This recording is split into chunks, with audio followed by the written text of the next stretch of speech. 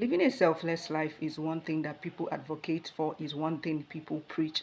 But at the same time, we get to find ourselves that we are actually losing our sense of being, our sense of understanding what we actually want from life, and giving all that it takes to get those of our expectations met.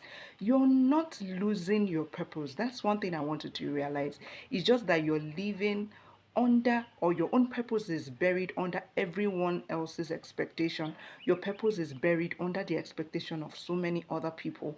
You keep your own expectations at the background just to make do, or just to make up, or just to satisfy the expectations of others. And that is why it looks as if you have lost your purpose, or you don't even know what you're living for.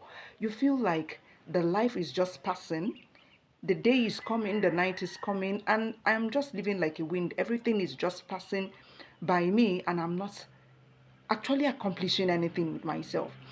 This thing often plays out in the lives of mothers, in the lives of women, even in the lives of us that work for other people.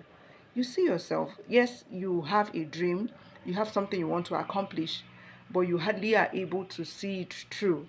Why? Because you're living for the expectations of others. And a time comes when you have to take stock of your life and ask God to help you to strike a balance. We don't want to be selfish, yes. We don't want to just live for ourselves, yes. But at the same time, we don't want to live as though we are not existing.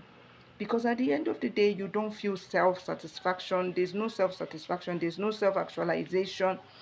You feel you're just living for people, and there comes a time when you start experiencing what we call pepe body. You start feeling bad for yourself. Even the little good you do, you start taking stock of it, that people are not recognizing, people are not appreciating. Why? Because you feel your own desires and your own expectations have been kept at bay to fulfill that of others. So you need to strike a balance, when to live for yourself and when to help others achieve their own aim.